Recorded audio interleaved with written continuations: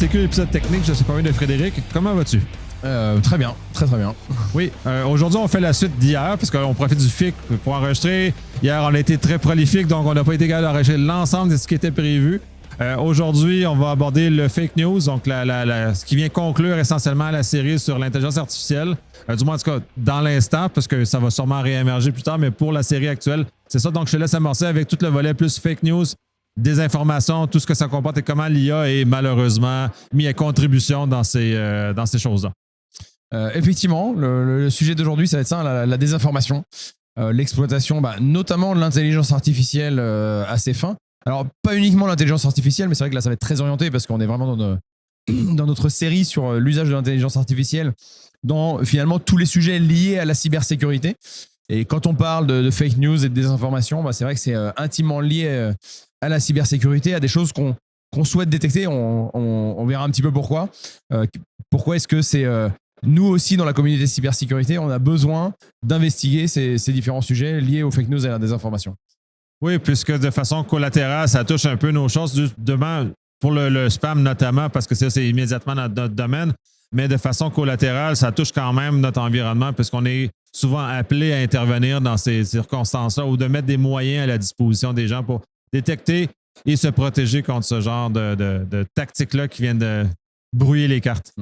Exactement. Et alors, pourquoi est-ce que fake news et intelligence artificielle, c'est vrai qu'au début, on peut dire fake news, c'est jamais que générer des actualités, ou écrire une actualité. Finalement, un faux journaliste peut très bien le faire, d'écrire une fausse actualité, de la diffuser, etc. Donc, on va revenir un peu sur déjà le processus de diffusion des fake news. C'est quelque chose c'est très tactique, hein. Ceux qui font ça savent très bien le faire. Donc, il y a évidemment des acteurs étatiques, il y a aussi même des acteurs d'influence qui font ce genre de choses. La technique classique, c'est créer des premiers articles, trouver un moyen de les faire relayer. Donc voilà, on détaillera un petit peu comment est-ce qu'on peut faire pour relayer ces articles-là. Et puis après, amplifier un peu le signal pour réussir en fait à avoir des sources d'informations qui reprennent ces articles. Et sources d'informations quelles qu'elles soient. Et c'est ça qui est intéressant pour les personnes qui font des fake news, c'est qu'en fait, ils vont chercher à monter petit à petit dans la crédibilité de cette nouvelle source d'information.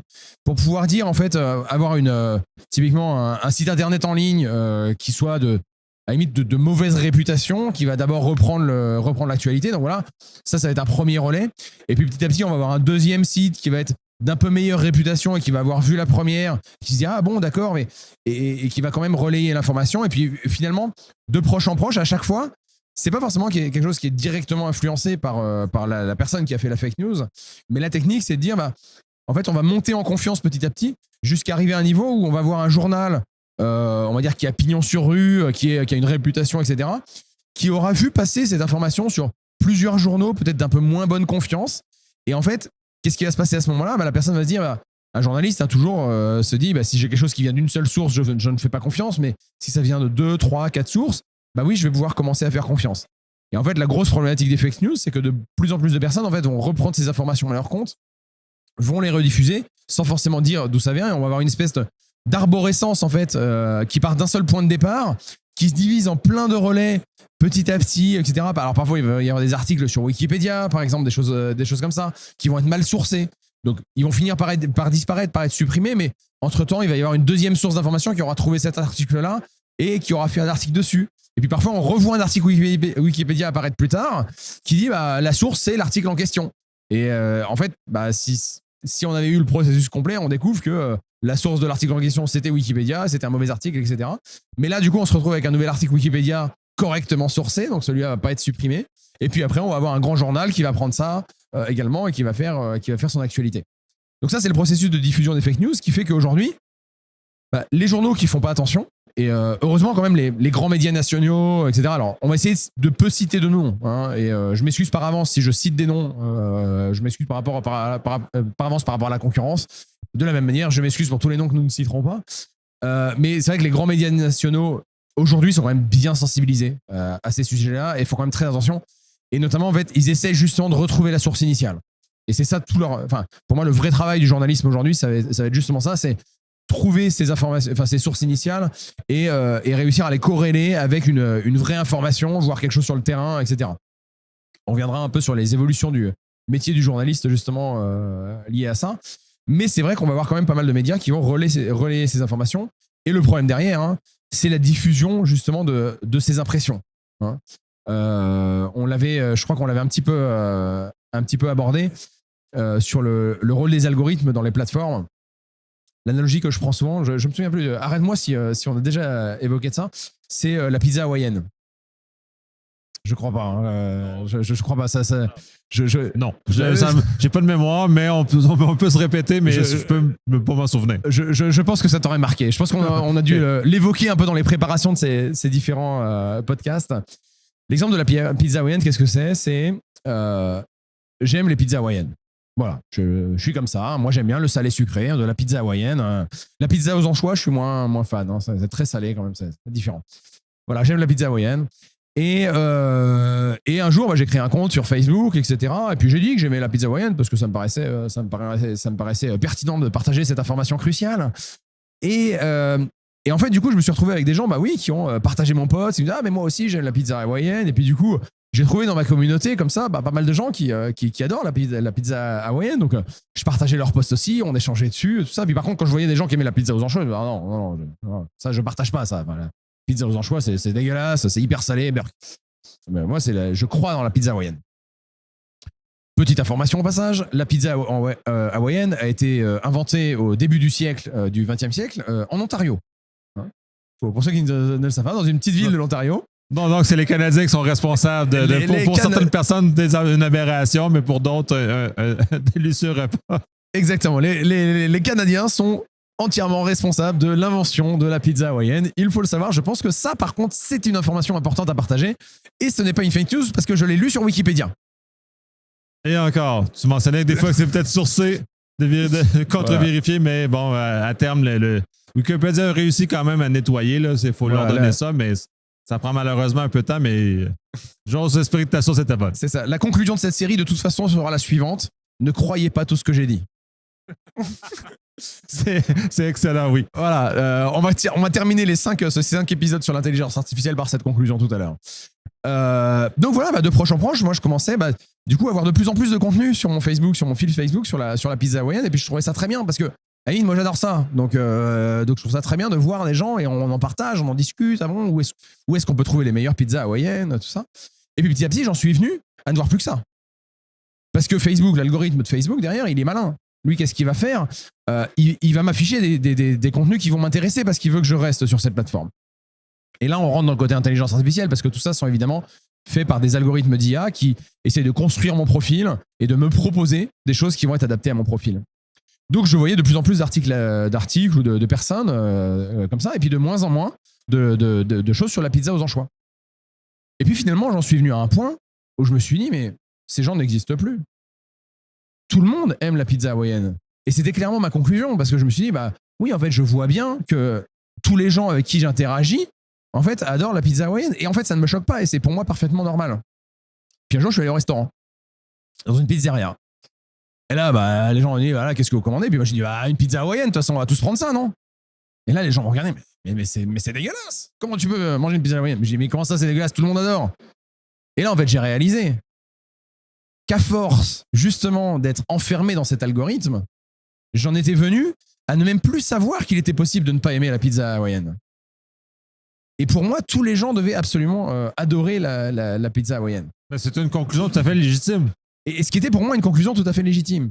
Et alors là, on rigole un peu, on parle de pizza hawaïenne, que je ne suis pas non plus fan complètement de la pizza hawaïenne, mais j'aime bien quand même. Mais il faut voir que quand on parle de pizza hawaïenne, c'est peut-être pas dramatique, mais si on commence à parler de religion, d'opinion politique, de sujets du genre, etc., tous ces sujets-là, aujourd'hui, le gros risque, la grosse difficulté avec les plateformes qui vont utiliser les algorithmes. Alors, on parlait des biais hier. Un algorithme d'IA en lui-même ne renforce pas les biais. En revanche, la plateforme qui a un comportement qui vient m'inciter à ne plus rencontrer que des gens qui ont les mêmes centres d'intérêt que moi renforce ce que je pense de ces centres d'intérêt. Et aujourd'hui, quand on regarde les différents sondages, on va prendre l'exemple américain parce que l'exemple américain est assez simple en termes de polarisation de la vie politique. Il y a 2 partis, clairement. Voilà, c'est très simple. Dans les autres pays, c'est un peu différent. On va avoir 2, 3, 4, parfois des partis au centre, des partis à l'extrême. Aux États-Unis, c'est beaucoup plus simple. Et si on regarde en fait les sondages qui vont analyser la capacité des gens à hésiter entre les 2 partis, il y a 20 ans, en fait, il y avait une proportion assez importante qui était hésitante. Qui disait oui, la dernière fois j'ai voté républicain, et puis la fois d'avant démocrate, et puis la prochaine fois j'hésite encore un peu, etc. Et donc on avait une espèce de ventre mou, enfin de ventre dans les statistiques, des gens qui étaient très républicains, des gens très démocrates, et puis une proportion assez importante, peut-être de la moitié de la population qui pouvait basculer de l'un à l'autre. C'est plus vrai du tout aujourd'hui. Aujourd'hui, en fait, cette proportion d'utilisateurs qui est un peu au milieu, qui est un peu indécise, prête à changer, etc., elle s'est drastiquement réduite. Et là, ce sont les statistiques qui le montrent.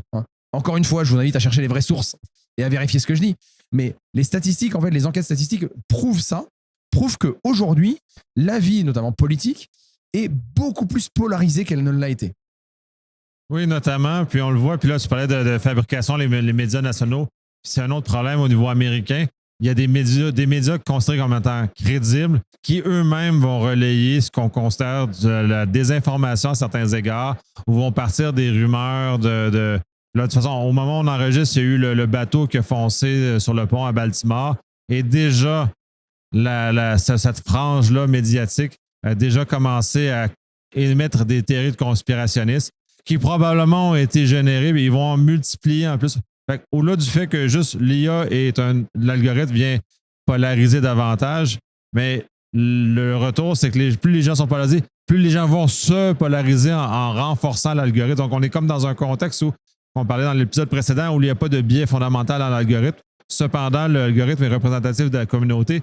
Si la communauté commence à se polariser, comme tu mentionnes, on fait juste comme multiplier le problème encore beaucoup plus important que il l'aurait été comme dans le 50% qui était prêt à balloter. Là. Voilà, exactement. Et c'est vrai que ça, pour moi, c'est un enjeu. Et là, on parle d'intelligence artificielle et de désinformation.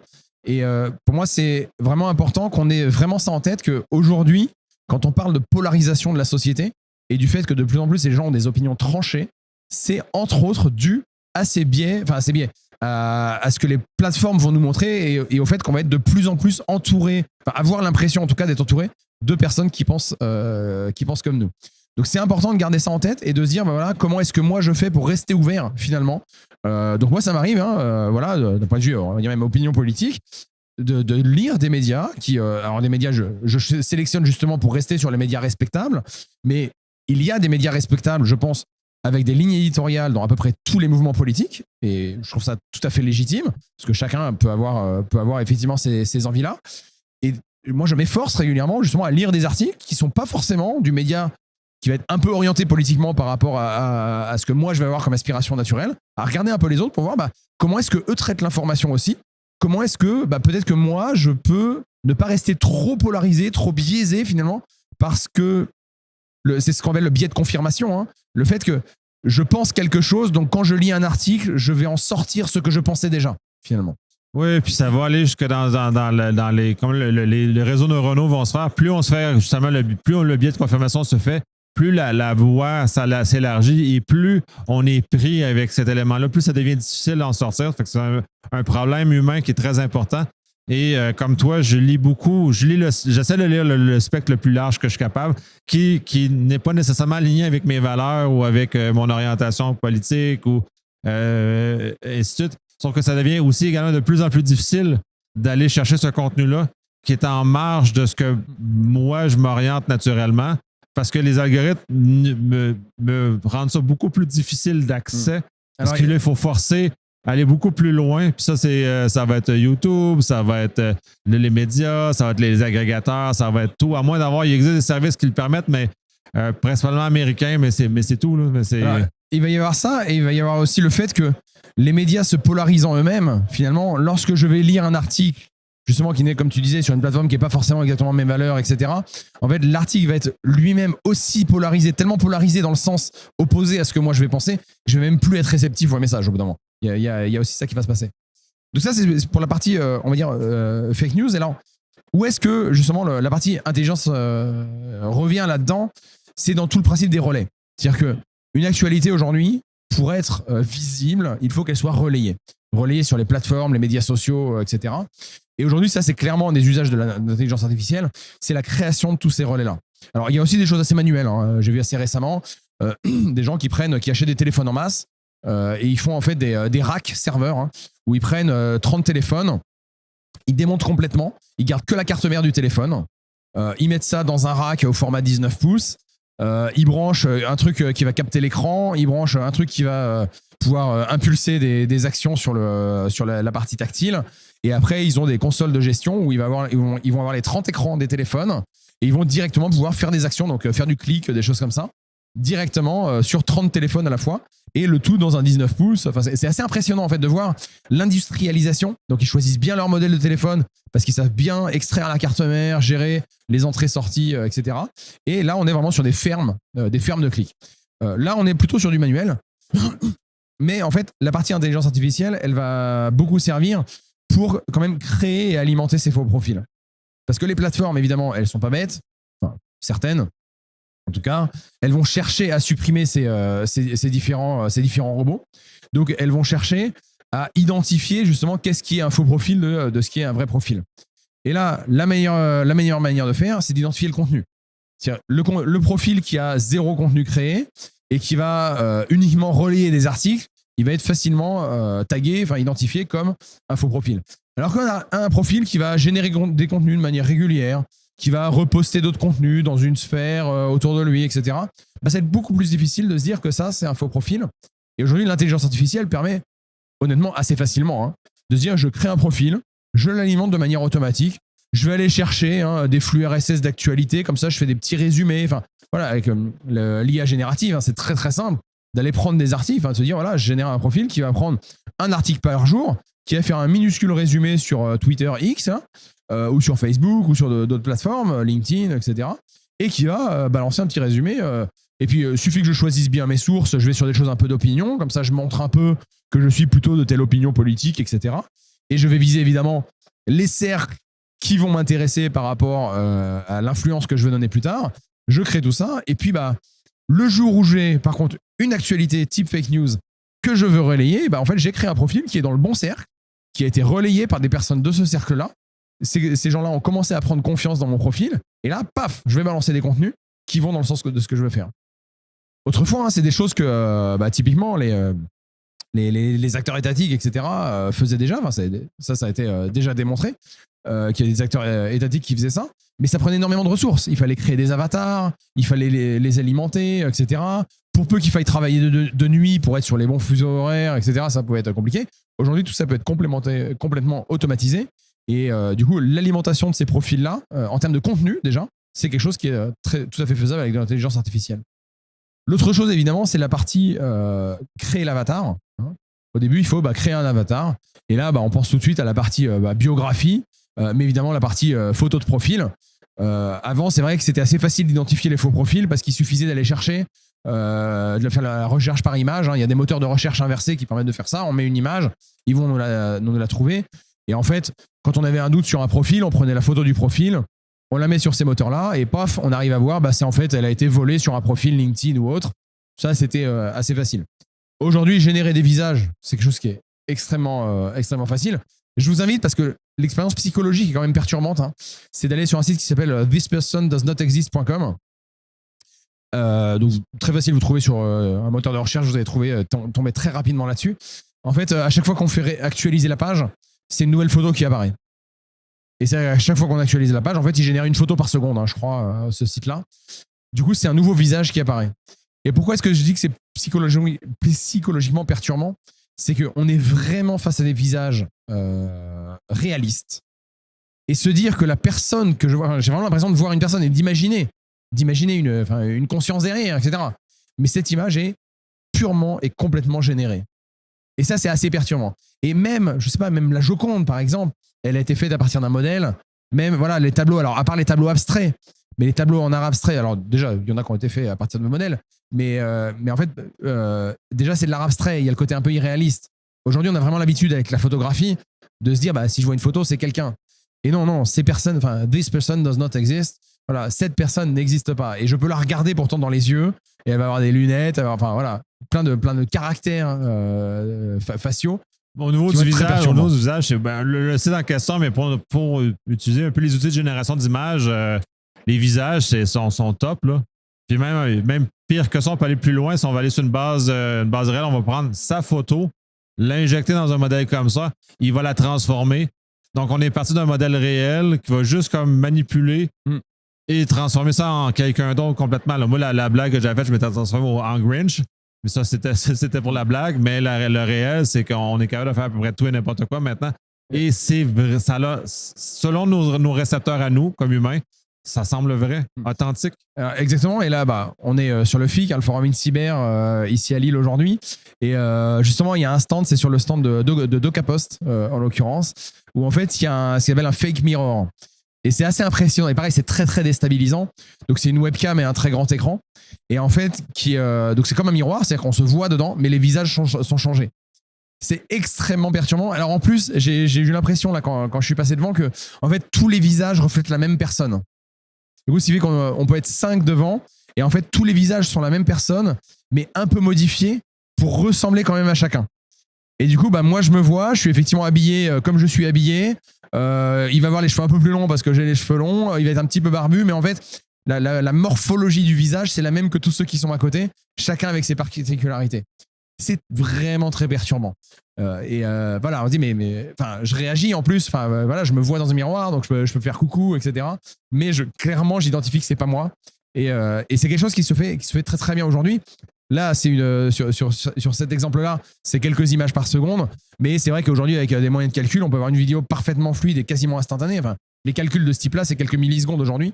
Donc, on peut vraiment avoir quelque chose qui ressemble à un miroir très très bien fait. Ça, c'est vraiment perturbant. Et c'est vrai qu'aujourd'hui, c'est ça pour moi le principal risque lié aux fake news. On a parlé de la génération des profils, on peut générer du coup des visages, mais même aujourd'hui, on peut générer des images de scènes. Et le métier du journalisme, il y a quelques années, en fait, il a beaucoup évolué. Il y a 5-10 ans, en fait, il y a une révolution pour les journalistes qui, je pense, était très intéressante à ce moment-là. C'était de se dire, maintenant, tout le monde va devenir journaliste. Parce que chacun avait dans sa poche un moyen de capter de l'information, de capter de la photo, de la vidéo. Et donc, on voyait ça, mais énormément. C'était devenu, mais il y a même des chaînes qui utilisaient ça énormément sur tout ce qui est journaux quotidiens, etc. De scènes filmées par les gens ou pris en photo par les gens pendant, je sais pas, une manifestation, une scène de guerre, également, toutes ces choses-là, où en fait, ce qui était diffusé pour avoir les premières images en direct, c'était des choses qui étaient prises par les gens sur place, diffusées sur les réseaux sociaux, et puis très souvent, on voit sur les réseaux sociaux des réponses sur les fils de gens, voilà, je suis journaliste à tel endroit, dans le meilleur des cas. Il y en a qui s'embêtaient pas à faire ça, mais je suis journaliste de tel média, m'autorisez-vous à utiliser votre photo, etc. Et ça, quelque part, ça a rendu des millions de gens source d'informations pour le journalisme. Et pourquoi pas, tant mieux. Honnêtement, je me dis, on a vu des scènes de violence policière, par exemple, qui ont été vues comme ça. Oui, effectivement, on les aurait peut-être pas vues sinon. Donc voilà, il y a quand même pas mal de choses qui sont, à mon sens, assez pertinentes. Mais c'est plus possible. Aujourd'hui, depuis 1-2 ans, aujourd'hui, si moi j'étais journaliste, je ne peux plus faire confiance à ces sources d'informations. N'importe qui, on l'a vu sur les différents conflits récents, en fait, il y a une vraie guerre de l'information. Et aujourd'hui, n'importe qui peut générer une fausse image d'une scène de guerre, d'une manifestation, d'une scène de violence policière, un exemple que je donnais, etc., de manière parfaitement réaliste. Et ça va être impossible de discriminer ça. Alors, il y a encore des techniques, et on va fermer cette parenthèse très vite. Il y a des techniques qui permettent parfois de savoir si une image est fausse ou pas. Sur les visages, par exemple, ce qu'on disait, c'est les algorithmes de génération d'images sont assez mauvais pour tout ce qui est lien à grande échelle. C'est-à-dire que les yeux vont être très bien, par exemple, chaque œil individuellement, mais quand on commence à s'éloigner, et du coup, on dit pas mal, regardez les oreilles, parce que c'est ce qui est le plus éloigné sur le visage. En fait, l'IA a beaucoup plus de mal à avoir de la cohérence en fait, sur des zones qui sont éloignées dans l'image. Donc, on se retrouve avec des oreilles pas tout à fait à la même hauteur, avec des boucles d'oreilles différentes parfois, etc. Donc, c'est vrai que les premières versions, c'était assez facile de détecter quand une image était fausse. Si on prend l'exemple du pape avec la doudoune, quand on regardait proche, on voyait que le collier traversait la doudoune notamment, où il y avait des défauts comme ça qui étaient un peu éparpillés, mais ça c'est ensemble ça, le visage, un exemple, là, tu mentionnes comme ça. Et de mon expérience, le point de vue génération, c'est qu'il va il va mettre beaucoup d'énergie où l'œil humain normalement regarde, il va mettre moins d'énergie ou de perfection où l'œil humain ne regarde pas. Tu parlais des oreilles, c'est pas la première chose qu'on regarde. Quand on regarde un visage, c'est pas les oreilles qu'on regarde, c'est les yeux. Les yeux sont impeccables. Là, après ça, quand on va plus loin dans la périphérie, le naturel de l'humain n'est pas là. C'est là où ça devient intéressant pour la recherche, pour le détecter, parce que on regarde où normalement on ne regarde pas, puis là, c'est là où on voit apparaître rapidement tous les défauts. Et ils sont immenses quand on commence à chercher. Là, même si au premier regard, elle a l'air parfaite, quand on inspecte les oreilles, les mains, les cheveux, ça ne fonctionne plus. Là, ou ou même la position du corps, même si du premier regard, elle a l'air cohérente, quand on l'analyse, des fois, elle est juste comme ça devient absurde. Oui, ça fonctionne pas. Là. Il y a comme le bras est dans un le bras tordu. Ça, j'avais eu le cas d'une image que j'ai générée avec moi, justement. Avec le bras se retrouvait complètement tordu, effectivement. Autant le visage était vraiment bien, mais autant la posture, la posture était pas tout à fait juste. Il y a aussi quelque chose qu'on entendait beaucoup, c'était tout ce qui est les mains. Hein, regardez les mains. Effectivement, des fois, il y avait des mains à 4 doigts, des mains à 6 doigts. Alors là, c'est même allé encore plus loin parce qu'en fait, je parlais de violence policière tout à l'heure. Il y a des gens qui ont dit, qui sont donné cette idée-là et qui sont mis à vendre des faux doigts. Donc ça, on peut trouver ça sur des marketplaces, sur des places de marché sur Internet. Un faux doigt, donc couleur peau, finalement. Et l'idée, c'est de dire, je vais l'ajouter et je vais aller faire dans une manifestation où je vais être un peu violent, etc. Et comme ça, si jamais il y a des photos ou des vidéos qui sont utilisées pour m'accuser d'actions violentes, quelque part, et que la police sort ces photos-là, je pourrais dire, non, regardez, c'est pas moi, c'est une photo complètement générée. Vous avez généré des photos pour me mettre en prison. Et regardez, j'en ai la preuve, il y a 6 doigts sur ma main. Voilà, donc d'où l'idée d'avoir un doigt supplémentaire pour pouvoir dire que des vraies photos, pour le coup, ont été en fait générées. Ça, c'est dans la perspective où la personne fait du obsèque, n'a pas de cellulaire sur elle, n'a rien que la trace, et celle-là... Là, tout à fait. Là, c'est vraiment l'objectif de se protéger, de pouvoir affirmer que des vraies preuves sont fausses. Donc on est quand même dans la malveillance, évidemment, à ce niveau-là. Et pourtant, quand je dis qu'on avait fermé cette parenthèse, c'est qu'il ne faut pas se baser là-dessus, sur toutes ces choses-là, parce que il n'y a rien qu'à voir, là, en 1, 2, 3 ans sur l'IA générative, a fait énormément de progrès. Ces photos-là, notamment les visages générés, aujourd'hui, sont beaucoup plus justes. Il y a beaucoup moins d'erreurs. Les mains à 4 doigts, les mains à 6 doigts, ça n'existe presque plus. Et depuis les 6 derniers mois, l'avancée au niveau des doigts, c'est fantastique. Il y en a encore, mais de façon à peu près à 80%, les mains ont l'air réelles avec les bonnes longueurs de doigts, la bonne proportion, dans la bonne position. Exactement. Et c'est pour ça que si aujourd'hui, il y a des gens qui vont vous vendre encore le fait d'identifier, parce qu'il y a encore... Alors voilà, ils vont dire, on va dire c'est plus subtil, il faut aller chercher telle chose spécifiquement, etc. Et ok, à la limite, ça marche aujourd'hui, mais ça voudra dire que ça ne marchera pas non plus demain. Parce que les algos d'IA, de toute façon, sont entraînés de mieux en mieux pour éviter ce type de problème. Donc moi, ce que je dis généralement, c'est plutôt trouvons notre méthode. Et on reviendra dessus après. C'est parein pour tout ce qui est identification de texte généré avec du ChatGPT ou autre. Aujourd'hui, il peut exister des techniques qui vont permettre d'identifier ça, mais ces techniques ne fonctionnent pas de manière suffisamment fiable. Ce qui a été notamment prouvé, c'est qu'en fait, elles fonctionnent bien. Il y a un biais, là, pour le coup. Et en fait, on a vu notamment des essais qui ont été faits et qui ont prouvé que ce qui identifiait très bien les algorithmes de détection de savoir si un texte était généré par une IA ou pas, au final, savoir si le texte avait été écrit par c'était un anglais natif ou non, en l'occurrence sur des exemples anglais, et en fait, il s'était aperçu qu'il y avait une corrélation très forte. Je ne sais plus dans quel sens c'était exactement, mais en gros, ça veut dire que quand c'était un anglais natif qui écrivait le texte, l'IA disait c'est pas du contenu généré. Quand c'est un anglais non natif qui écrit le texte, l'IA dit c'est du contenu généré, ou l'inverse. Mais en gros, l'idée y est. Et en fait, qu'est-ce que ça veut dire? C'est que ce que l'IA était allé chercher dans ses contenus était révélateur de choses qui ne sont pas uniquement le fait que c'est généré par de l'IA. Et donc, il y a eu de nombreux cas, en fait, de personnes, par exemple des étudiants, qui se sont retrouvés accusés de plagiat ou accusés d'avoir utilisé ChatGPT, etc., dans leurs travaux, alors que ce n'était pas le cas. Et pour moi, c'est un vrai problème. Il y a deux problèmes, clairement. Le fait qu'il y en ait qui le fassent, qui utilisent ChatGPT alors qu'on le leur interdit, évidemment. Mais il y a aussi le problème d'accuser à tort, finalement, des personnes. Et c'est pour ça que c'est important d'être très vigilant là-dessus. Alors après... Oui, mais ça, j'avais testé. Je parlais de l'anglais. Il n'est pas bon pour détecter le texte généré en français. Voilà, et après, évidemment... Pour une raison qui est probablement parce que l'entraînement est fait comme ça. Il est très mauvais.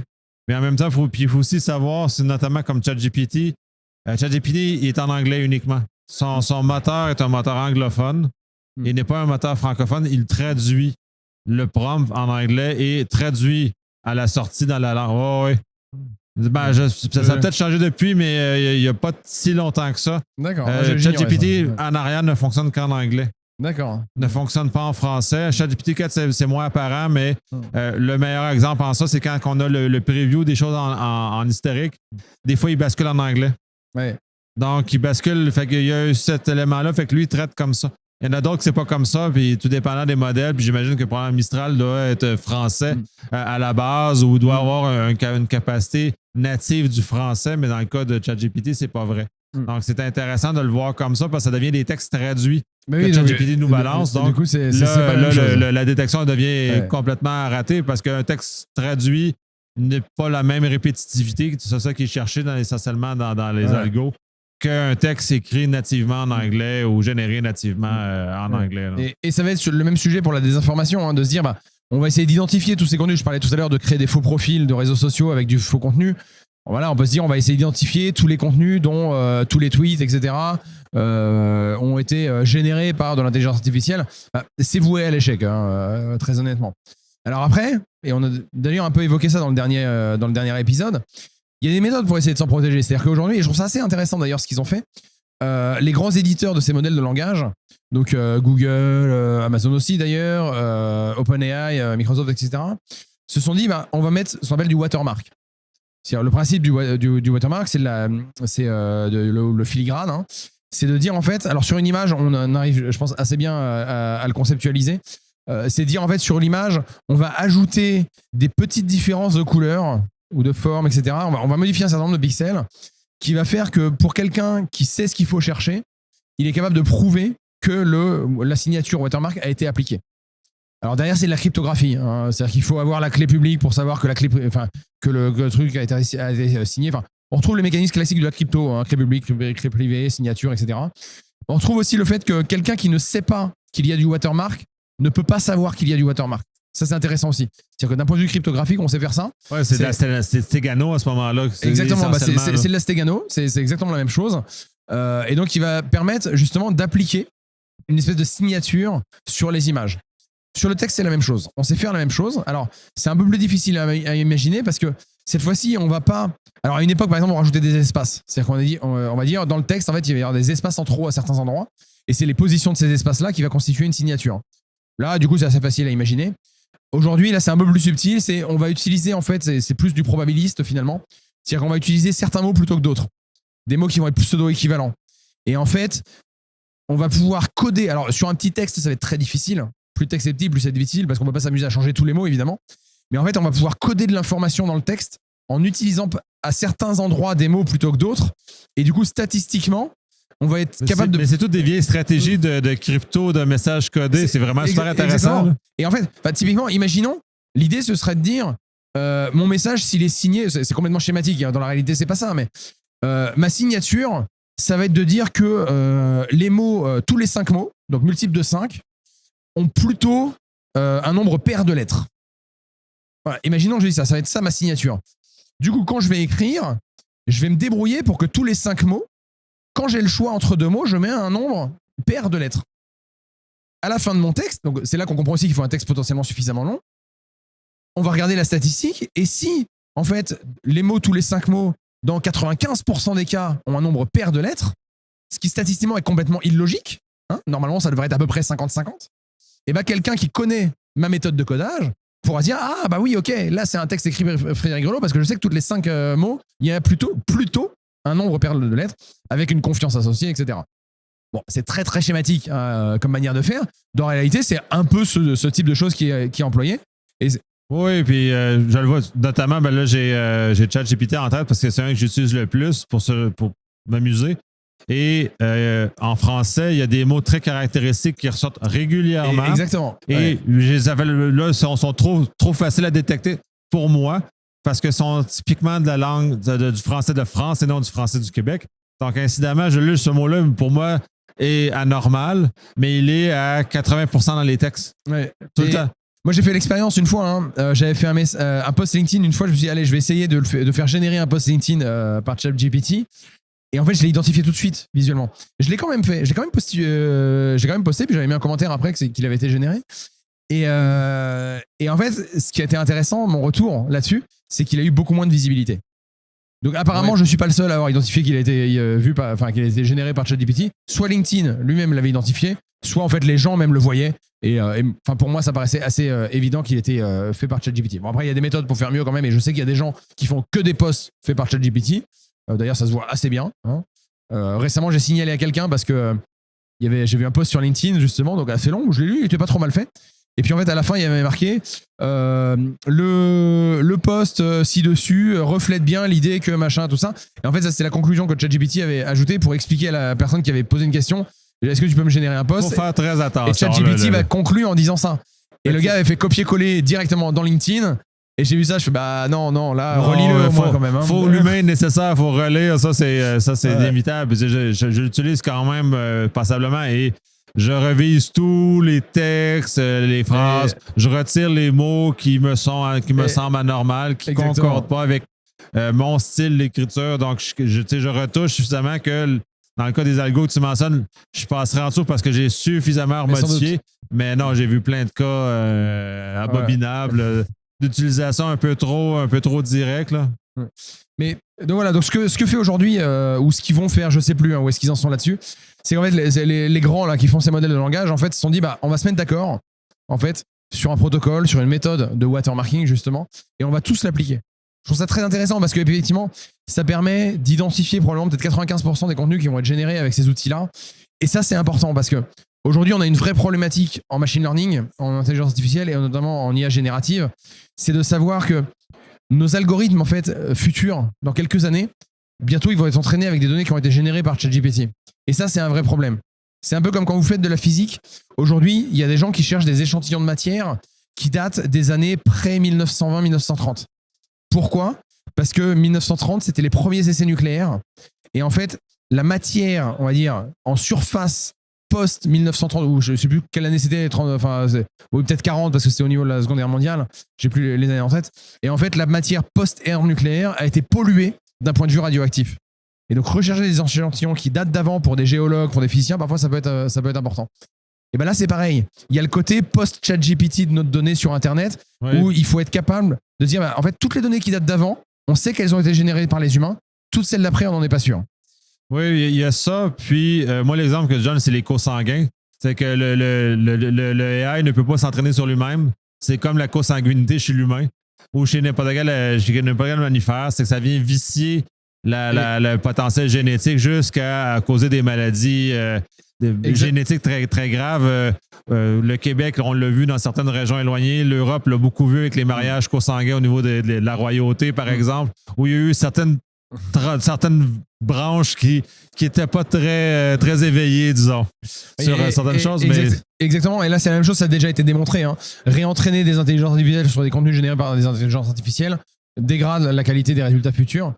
Et finalement, je me dis, moi j'aimerais bien que ça se démarre. Alors, le problème c'est qu'il y a un côté traçabilité. À partir du moment où on fait ça, c'est qu'on va pouvoir tracer aussi des documents, dès qu'on met du watermarking, etc. Mais d'un côté, ça veut dire que dans les contenus futurs, on pourra faire le tri, d'exclure les contenus qui ont été générés par ces intelligences artificielles.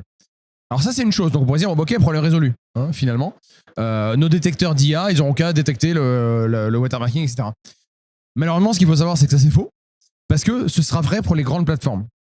Et comme je disais hier sur tout ce qui est jailbreak de modèles, injection de prompt, etc., aujourd'hui, je peux, moi, déployer mon propre agent, ma propre IA générative sur mon propre système, mon propre data center. C'est ce qu'on a fait nous d'ailleurs. Hein. Nos développeurs aujourd'hui, ils ont accès en interne à l'IA générative. Et du coup, en fait, j'en ai la maîtrise complète.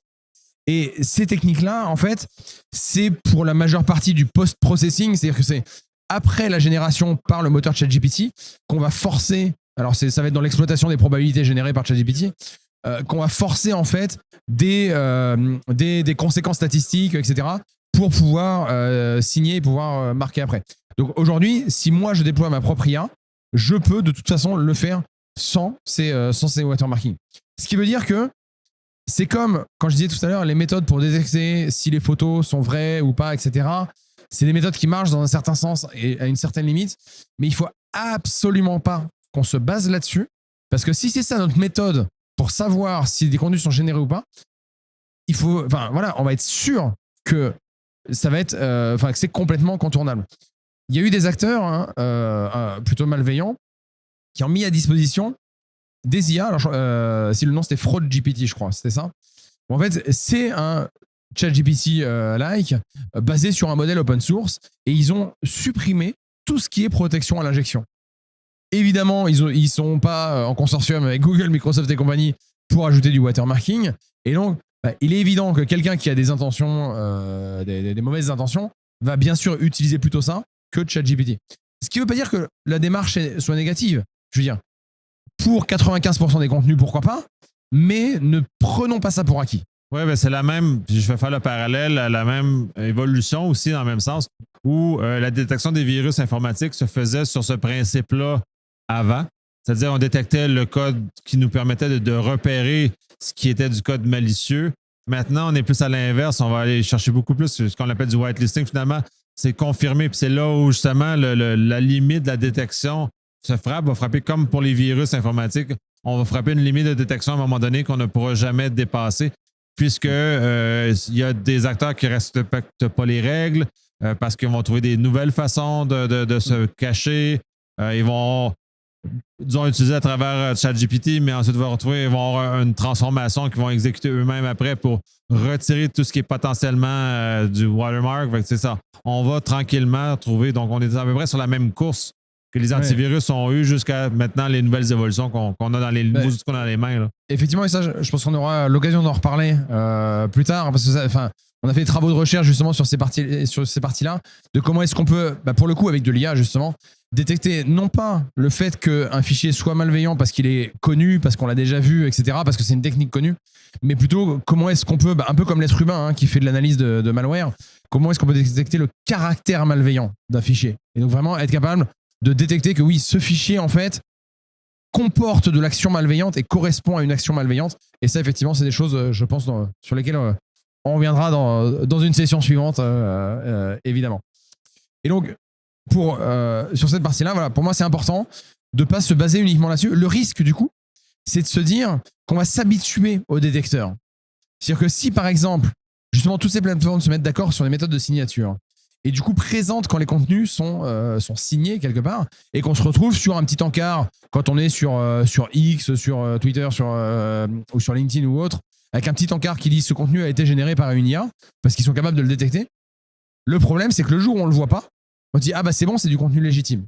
Alors que c'est faux. Voilà, comme je viens de le dire, on a quand même toujours ce risque qui va exister. Et donc, il ne faut pas non plus qu'on s'y habitue. C'est-à-dire que il faut qu'on soit capable de l'utiliser parce que ça va réduire un peu la quantité de contenu poubelle, on va dire, mais c'est pas une fin en soi, c'est pas ça qui va tout révolutionner. Pour moi, en fait, ce qui va être vraiment importante, et on va approcher justement de la conclusion sur cette partie des désinformations, c'est qu'il va falloir changer notre manière de considérer la confiance qu'on est capable de donner dans une information. Aujourd'hui, c'est vrai, quand je lis une information, la confiance que je lui donne va être intimement liée au fait justement qu'il y ait de la photo, qu'il y ait de la vidéo. On ne va pas beaucoup remettre en cause le fait qu'il y ait de la photo ou de la vidéo. On commence justement, ça y est, on commence à avoir les réflexes de dire, on l'a vu sur les conflits, différents conflits armés ces derniers mois, comme il y a eu une avalanche de contenu généré, etc., ça y est, maintenant on se dit, juste le fait qu'il y ait une photo témoin n'est plus suffisant. Une vidéo, ça peut faire l'affaire. Maintenant, là, ça y est, on commence à se dire, juste le fait qu'il y ait une vidéo témoin n'est plus suffisant, etc. Donc, il faut arrêter, effectivement, de donner cette confiance-là aux médias type photo ou vidéo. Aux médias, je veux dire, à la donnée, type photo et vidéo. Et donc, sur quoi est-ce qu'on peut se baser pour savoir si une information est légitime ou pas? Pour moi, c'est quelle est la conscience que je peux donner dans la source et éventuellement dans les intermédiaires. Et si moi, je sais que, je sais pas, voilà, en cybersécurité, quand je lis un article de Martin Hutner-Singer, je sais qui c'est, je l'ai déjà rencontré, et c'est quelqu'un de très bien d'ailleurs, et du coup, je me permets de le citer. Donc, journaliste au Monde en France. Et voilà, je sais que ces articles sont de qualité. Je sais que quand il fait un travail de recherche, il va aller chercher les vraies sources. Il va aller les confronter. Il va aller les croiser. Il va les citer. Il va indiquer quelles sont les sources, etc. Et aujourd'hui, si je lis un article de Martin Hutner-Singer, je ne me pose pas de questions à savoir s'il est véridique ou pas. Je peux éventuellement me poser des questions sur l'orientation politique ou autre qu'il peut y avoir derrière. C'est le journal Le Monde, il a sa ligne éditoriale, etc. Alors, il écrit aussi de manière indépendante. Mais voilà, je peux me poser ces questions-là. Mais je sais que c'est quelqu'un qui fait un effort journalistique. Et donc, je ne vais pas aller chercher à vérifier l'authenticité de son texte, finalement. Je vais éventuellement vérifier que les intermédiaires qui m'ont envoyé le texte ne l'ont pas modifié. Mais de base, en fait, je vais pouvoir lui faire confiance. Mais ça devient de plus en plus difficile. Puis moi, le virage, je l'ai fait avant toute la notion que l'intelligence artificielle vienne corrompre les sources. C'est essentiellement les élections, c'est essentiellement l'arrivée de Trump au pouvoir. Et ce qui a mené notamment puis tout ce qui a suivi, le confinement, et ainsi de suite. Juste les données confinement, j'ai trouvé ça très difficile parce que là, on était dans le début de l'industrialisation du fake news américain. Et là, un article n'était plus suffisant pour corroborer l'information. Je vais lire d'au moins 2 sources distinctes pour être capable de corroborer. Et pas 2 sources qui citent la même source. 2 sources qui ont été capables d'être sourcées à deux éléments indépendants distincts. Là, ça devient énormément fatigant parce que moi, ça m'a énervé. Là, Et en plus, dans cette période où il était difficile de se déplacer. C'est-à-dire que même les journalistes sur le terrain, c'était difficile d'aller couvrir un événement, etc. Donc évidemment, ça rajoutait la difficulté. C'est moins le cas aujourd'hui. Mais c'est vrai que aujourd'hui, c'est quand même ça qui est très, très important. Donc, pour nous, aujourd'hui, ce qu'il faut qu'on ait en tête, c'est est-ce que je fais confiance à la source? En termes de technologie, voilà, parce que voilà, la technologie résout plein de problèmes. C'est un nouveau problème que la technologie va résoudre, etc. Je n'y crois pas trop, hein, très honnêtement. Hein, je ne vois pas aujourd'hui de technologie qui vont nous permettre de résoudre ce problème-là. Il y a quand même des choses, et je vais quand même en citer une, parce que celle-là, je la trouve assez pertinente. C'est pareil, ça va peut-être permettre de traiter 99% du problème. C'est sur les photos, en fait. Justement, j'avais déjà évoqué ce sujet il y a un peu plus d'1 an, et pour moi, une des conclusions, c'était peut-être qu'au niveau de la photo, il y a quelque chose à faire. Peut-être qu'on peut faire signer les photos par les appareils photo. Et là, j'ai trouvé ça il y a quelques mois à peine. Donc j'étais très content de me dire que j'avais plutôt bien anticipé apparemment. Et de toute façon, c'est tout à fait logique de leur part. Les éditeurs d'appareils photo professionnels, hein, donc Sony, Canon et compagnie, en fait, travaillent justement sur des puces de chiffrement et de signature électronique qui vont du coup ajouter dans leurs appareils pour vraiment à la sortie du capteur, voire j'espère dans le capteur, être capable de signer immédiatement la photo. Et comme ça, on va prouver qu'elle est authentifiée. Potentiellement, alors après, pareil, hein, le curseur à mettre entre traçage potentiel, utilisation de ces algos-là pour du traçage, etc. Je pense que c'est un curseur à bien mettre. Il faut bien mettre la position. Mais de pouvoir se dire, voilà, quand je visionne cette photo, donc pareil, c'est sans doute du watermarking d'ailleurs, hein, quand je visionne cette photo, je peux potentiellement même savoir qu'elle a été prise avec l'appareil photo de tel journaliste ou de tel photoreporter. Et là, effectivement, on a quelque chose, à mon avis, d'assez pertinent. Mais le problème, hein, c'est que ça va réduire le nombre de photos. Enfin, parce que ça veut dire qu'il faudrait que tous les photoreporters, etc., aient ces appareils-là. Ça va probablement être difficile. Et ça veut dire qu'on supprime complètement la possibilité d'avoir des photos prises par des personnes justement sur place, etc. Alors qu'il peut y avoir des personnes de confiance qui prennent des photos avec un téléphone. Hein. Dans les téléphones, ils vont probablement l'injecter dans les téléphones. Et peut-être qu'ils le mettront. Je suis convaincu que Samsung puis Apple vont intégrer ces technologies-là aussi pour faire partie. Mais là, où tu parles au niveau de la traçabilité, puis moi, ce qui est inquiétant, c'est que ça devienne obligatoire. Et là, que ça devienne optionnel. Parce que dans un univers comme celui-là que tu mentionnes, la photo journalistique, on veut qu'elle soit tracée. De toute façon, c'est la nature même de ce que c'est. Puis on veut trouver la source. On a besoin. Mais moi, quand je prends les photos de mes enfants, je veux pas que ça soit tracé. Fait qu'on est dans la chose, puis on n'est pas dans un univers où j'ai besoin d'avoir confiance que la photo est vraie parce que je l'ai pris. C'est moi, ou je l'ai partagé à mon entourage, ils n'ont pas besoin de ça. Donc, on parle de médias de masse.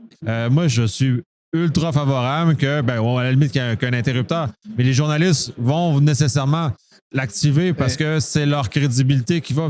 Il y a un incitatif pour eux. Et donc, comme consommateur de nouvelles, je vais te donner un poids beaucoup plus important à une nouvelle avec une photo qui a été authentifiée par l'appareil, par tout ça, qu'une photo ou une vidéo aussi, là, qui ne l'a pas été. Ça va aussi biaiser énormément le monde des médias.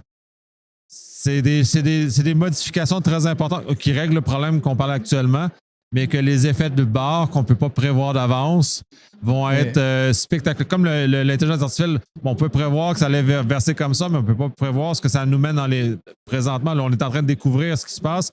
Et ça aussi, j'ai l'impression que ça va amener un changement social qui va être quand même assez structurant, mais comme l'intelligence artificielle, de toute façon. Là. Ouais, mais complètement. Et ce qu'il faut aussi garder en tête, encore une fois, c'est que quand je dis que ça va résoudre 99% du problème pour les journalistes, c'est qu'effectivement, ça va faire que n'importe qui ne pourra plus de chez lui générer de la photo. Générer de la fausse photo, etc. Donc là, effectivement, on va supprimer une grosse partie du problème. En revanche, il faut quand même garder en tête que à partir du moment où un dispositif est mis dans les mains de tout le monde, il est aussi cassable. C'est-à-dire qu'aujourd'hui, il y a des gens qui sont experts de sortir une puce, la décaper, l'analyser, la reproduire, etc. Ce qui veut dire que les puissances étatiques, pas toutes non plus, mais certaines puissances étatiques, avec des intentions malveillantes, pourront également acheter des appareils photo, décaper les puces, sortir les clés de cryptographie et faire comme ils faisaient avant, c'est-à-dire générer des photos complètement fausses du dirigeant étranger en train de serrer la main de je ne sais qui, la signer correctement et dire voilà, c'est une photo prise avec un appareil photo Sony machin truc, signé, etc.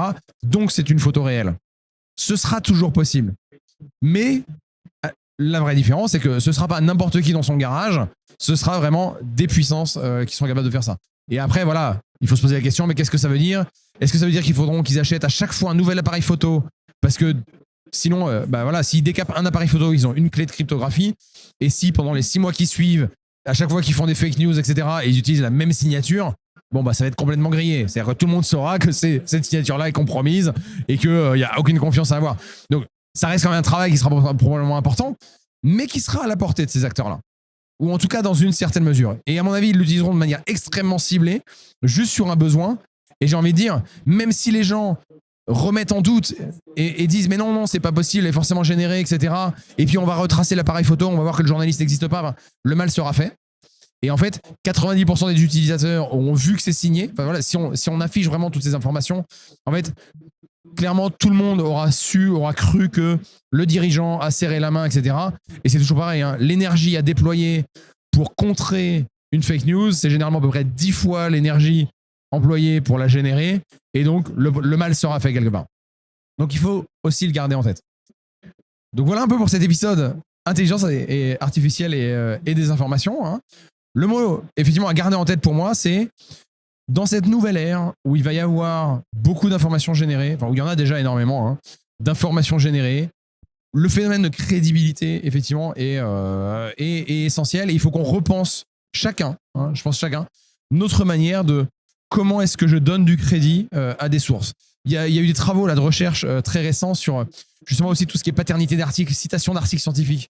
Et c'est tout bête, hein, mais quand un article scientifique aujourd'hui prend un postulat et qui va citer un autre article, aujourd'hui, il y a des problèmes en termes d'archivage de tous ces articles-là, parce que comment est-ce qu'on est capable de retracer l'arbre généalogique de tous ces articles scientifiques pour s'assurer que tout est vrai dedans. Voilà, il y a de la place encore pour de la réflexion. Et je conclurai juste en disant une chose que j'ai un peu dite tout à l'heure. Dans toute cette série sur l'intelligence artificielle, nous avons dit beaucoup de choses. Peut-être que tout n'est pas vrai. J'espère que tout est vrai. On a dit, voilà. Peut-être qu'on n'est pas des vraies personnes peut-être que nous ne sommes pas on est des voix générées qui donnent faisons un sujet. Exactement. Donc, venez nous rencontrer physiquement hein, sur des événements, justement, comme le FIC, Forum It Cyber, etc., que ce soit en France ou au Canada, en l'occurrence, à Montréal, pour confirmer ou à Toronto. Ou à Toronto pour moi. Donc, pour confirmer qu'on existe vraiment. Oui. Et puis, surtout, vérifier les informations. Voilà, toutes les choses qu'on a dites. Moi, j'ai à peu près confiance dans tout ce que j'ai dit. J'ai pu aussi faire des erreurs. Et voilà, l'erreur est humaine. On parlait d'hallucination dans le précédent épisode. Le principe de l'hallucination, c'est de ne pas savoir qu'on dit quelque chose de faux. L'être humain sait a priori, dans une assez bonne mesure, quand il a un doute sur ce qu'il dit, mais ça nous arrive aussi de nous tromper. Voilà, et c'est naturel, et ça nous arrive aussi à nous. Oui, mais c'est pas avec le même degré, mais c'est ça qui est intéressant. Puis effectivement, c'est où j'allais conclure dans la même direction. Moi, je suis rendu dans un univers où la confiance est construite sur le rapport où je vois la personne. On est retourné, puis c'est ultra contre-intuitif. Sorti du confinement, on a fait du virtuel, tout ça. Il y a des gens puis c'est drôle, on en parlait avant, que je n'ai jamais vu en visio parce qu'ils n'ont jamais ouvert leur caméra. Et là, à quel point cette personne-là est vraie. Et là, on est dans un univers puis même à la limite, elle avait sa caméra, puis ça peut être une fausse image aussi, là. Mais le réel, c'est que là, je te vois. Fait que là, j'ai fondamentalement beaucoup plus confiance en ce que tu dis parce que tu existes. Et je sais que c'est faux. Puis on est aussi peut-être à cet univers-là où l'intelligence artificielle va nous obliger à augmenter le nombre de contacts humains pour être capable de reconstruire ce qu'on avait avant. Les réseaux de confiance qu'on avait avant étaient basés sur des humains. Tu sais, je veux dire, tu vas me dire quelque chose, je vais lui donner confiance et je vais pouvoir m'appuyer dessus. Parce que ça vient, je sais que j'ai confiance en toi et ce que je veux dire, ben oui, Frédéric me l'a dit et donc j'ai confiance. On fonctionne beaucoup comme ça aussi en tant qu'humain et je pense qu'on va retourner à des méthodes plus traditionnelles d'établissement de la confiance qui est un peu à l'opposé des médias de masse et de ce qu'on s'en va, mais bref. Et tu parlais de Teams, enfin des visioconférences, hein. Ça me fait penser, on a oublié de citer un exemple qui est à mon avis vraiment à avoir en tête. Il y a une personne un jour qui a reçu une demande de réunion qui lui paraissait un peu bizarre. Voilà, c'est dit, c'est pas l'expéditeur, c'était pas le bon, tout ça. Je me suis dit, bon, bah, j'y vais de toute façon. Il est allé à cette réunion et là, il a retrouvé en fait tout son staff, tout son codir, son comité de direction en face de lui, en visioconférence, hein, donc avec les caméras. Et en fait, qui a parlé d'un projet, etc. Et qui faisait qu'il fallait payer un prestataire et donc faire un virement de 25 millions de dollars. Et il a fait le virement. Et en fait, après, il a appris que toutes les personnes qu'il avait vues étaient complètement générées. C'est-à-dire, ce n'étaient pas ses collègues. Et là, on est sur la génération de vidéos. C'est-à-dire qu'en fait, c'était des acteurs qui étaient filmés avec des algorithmes justement de modification de visage. Et alors là, c'est complètement fou. Moi, ça m'a assez bluffé parce que je savais que c'était possible. Voilà, depuis un an, on sait que c'est possible. Et ça, c'était il y a 6 mois à peu près. Mais en fait, je n'avais pas réalisé qu'il y aurait déjà des puissances suffisamment établies pour mettre en œuvre l'énergie nécessaire. C'est assez compliqué à faire quand même, hein.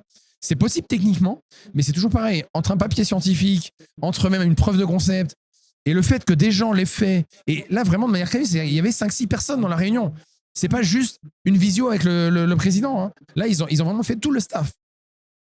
Et ils l'ont fait. Alors après, ils l'ont fait pour 25 millions de dollars. Donc à la limite, on peut se dire, ouais, effectivement, là, ça valait le coup, clairement. Mais on en est là aujourd'hui. C'est-à-dire que il y a des choses qu'on a dites là, que ce soit dans cet épisode, dans les précédents, qui sont de l'ordre du possible. Voilà, c'est possible de le faire. Mais en fait, ces choses possibles, quand il y a 25 millions de dollars à la clé, eh ben dites-vous qu'il y en a qui le font. Donc restez vigilants. Oui, ben merci beaucoup. On espère qu'on n'a pas démoralisé un peu trop avec cet épisode-ci parce qu'il était un peu plus d'âme, mais on va revenir de toute façon, c'est sûr, plus tard sur ce genre de choses-là. De toute façon, il y a des sujets qui ont émergé de la conversation, donc on va probablement y revenir. Et je pense qu'on fait partie du chose, le lien humain. Moi, c'est la clé, le lien humain, le réel. Les salons sont des occasions justement d'établir ce lien de confiance. Je te remercie énormément.